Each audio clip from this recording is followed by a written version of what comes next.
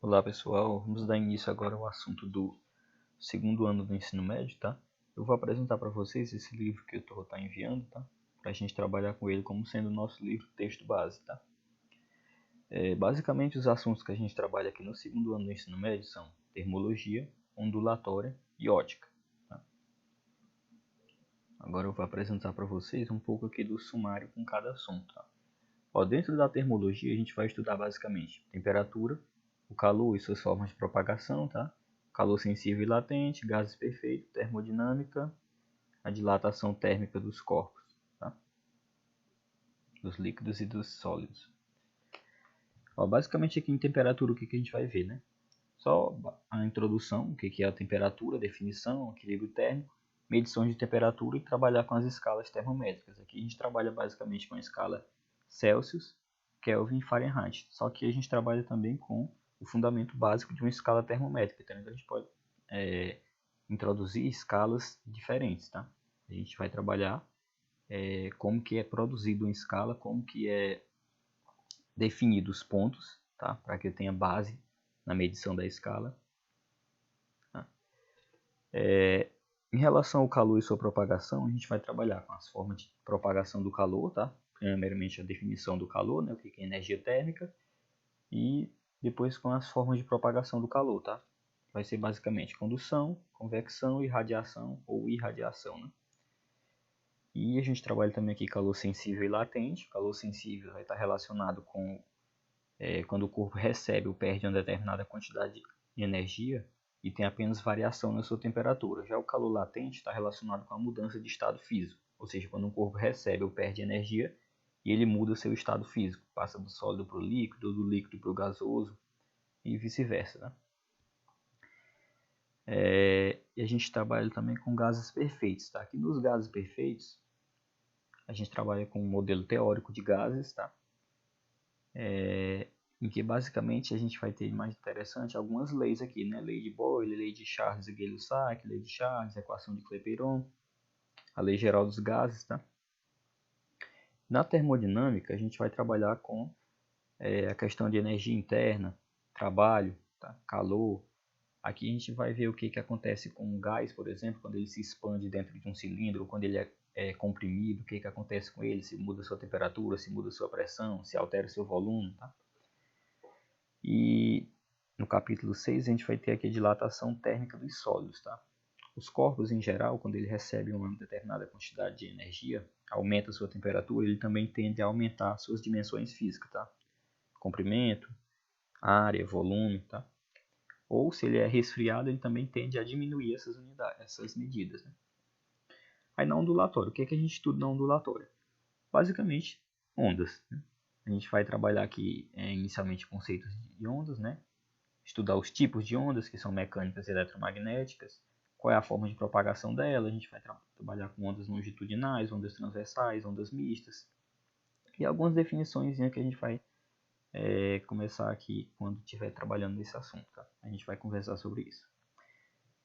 E tem também a acústica, tá? Aqui dentro da ondulatória. Eu não sei dizer para vocês se vai dar tempo a gente trabalhar com a acústica, mas é provável que sim, pelo menos algumas coisas mais interessantes, tá? Aí vem também aqui a ótica geométrica, tá? Outra coisa interessante aqui, ó, a parte de ondulatória, ela está sempre no top assim, das questões que mais caem no Enem, tá? Essa parte ondulatória. Então aqui é bastante interessante a gente dar um tempo nela, porque o Enem sempre cobra muito sobre isso, tá? Tanto cobra muito sobre ondulatória, como também sobre eletrodinâmica, né? Que a gente vê só no terceiro ano do ensino médio. E também a questão de movimentos, tá? E mecânica, que aí já é assunto que a gente viu no primeiro ano do ensino médio, tá? Na ótica geométrica, a gente vai ver basicamente os fundamentos da ótica, né? Como que é a propagação da luz, a ótica da visão, fontes de luz primárias, fontes de luz secundárias, tá? Aí depois a gente vai entrar aqui em reflexão, refração, tá? E a gente vai também trabalhar com lentes esféricas e os instrumentos ópticos da visão, tá? Claro que a gente vai ter antes aqui trabalhando também a questão de espelhos, tá? Espelhos planos, espelhos esféricos, côncavos, ok? Então, basicamente, os assuntos que a gente vai estar trabalhando são esses. Tá? Nesse vídeo agora, eu vou pedir para vocês, quando eu enviar o livro para vocês, tá? Vocês dêem uma leitura aqui nessa introdução aqui da parte de temperatura, tá? E vejam basicamente esses pontos aqui que são abordados com alguns acontecimentos, né, do nosso dia a dia que podem ser explicados com o que a gente vai trabalhar aqui, todos esses assuntos que a gente vai estar trabalhando explicam esses fenômenos que acontecem geralmente no nosso dia a dia, tá? Então bora lá. Para início de conversa, fala sobre a termologia. O que é a termologia? Termologia ela é a parte da física que estuda os fenômenos relativos a aquecimento, resfriamento ou as mudanças de estado físico de um corpo, né? A gente sabe que se a gente quer aquecer um determinado objeto, tá? A gente tem que ceder uma quantidade de energia para ele, tá? Você vai colocar perto do fogo ou em contato com uma chama de fogo, né? O que o fogo vai estar fazendo com isso? Vai estar cedendo energia para aquele corpo e vai fazer com que ele aumente a sua temperatura, tá? Agora, se eu quero diminuir a temperatura de um corpo, eu tenho que retirar energia, essa energia que é chamada de energia térmica, tá?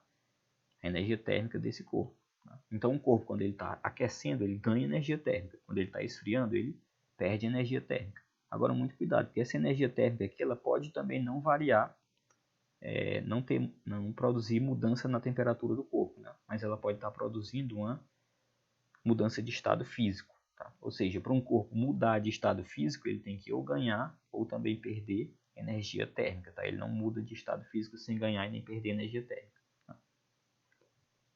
Basicamente, se eu quero, por exemplo, descongelar uma pedra de gelo, eu tenho que ceder energia para ela. Ou seja, para que passe do estado sólido, né, que está o gelo, para o estado líquido, que é a água, ele tem que ganhar energia. Tá? Já a água, para ela congelar, ela tem que perder energia. Basicamente, vocês podem dar uma leitura nesses pontos aqui, que são bastante interessantes para a introdução do assunto. E a gente vai falar sobre temperatura, né? O que é a temperatura? A temperatura é a grandeza que caracteriza o estado térmico de um sistema.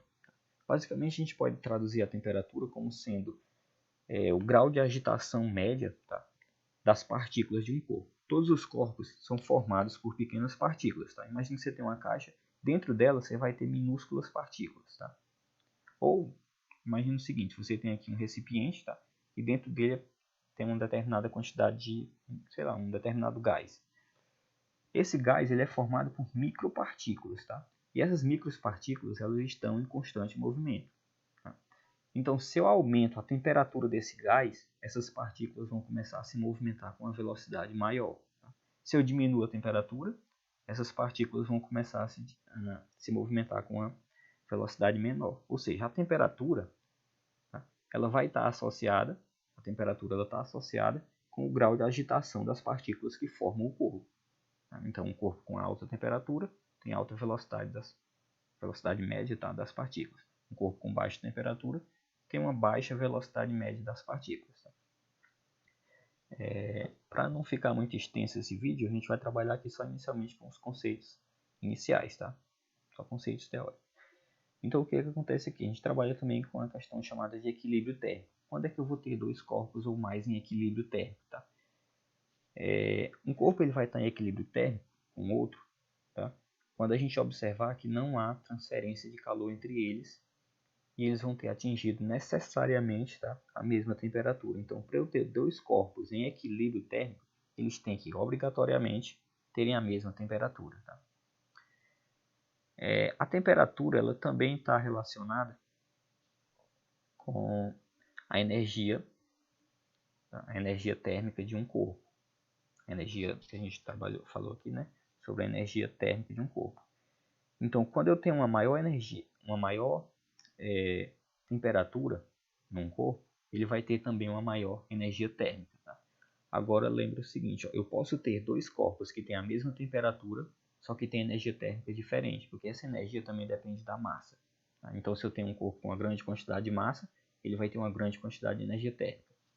E se eu tenho um outro corpo que está na mesma temperatura desse lá, que tem uma grande quantidade de massa, né? Só que tem uma quantidade de massa menor, embora eles tenham a mesma temperatura, esse corpo de massa menor vai ter menor energia térmica, tá? Porque a energia depende da massa, depende também da temperatura. Ok? Então, ó, quando eu misturo tá? Dois corpos, um quente e um frio, a tendência desses dois corpos é de se igualar a sua temperatura, tá? Se eu misturo aqui, por exemplo, a água quente com a água fria, eu vou ter uma água morna, só que ela vai estar a uma mesma temperatura. Vai ser um pouco menor do que a temperatura da água quente e vai ser maior do que a temperatura da água fria, tá? Ou seja, basicamente, quando eu misturo dois corpos, a tendência deles é de se distribuir essa temperatura deles. O que está mais quente perde energia para o corpo que está mais frio, tá? E vai fazer ele aquecer. Ao mesmo tempo que quando ele perde energia, ele vai também resfriar. Então a água dessa temperatura, a temperatura, tá, dessa água morna, ela vai ser menor do que a temperatura dessa água que estava quente e vai ser maior do que a temperatura dessa água que estava fria. Isso aqui é algo que a gente observa no nosso dia a dia, né? Então, para o próximo vídeo eu vou deixar aqui essa questão da medição de temperatura, tá? Que é quando a gente vai começar a explicar o funcionamento de um termômetro. Começando aqui pelo termômetro clínico, tá? Vai ficar para a próxima aula. Até mais.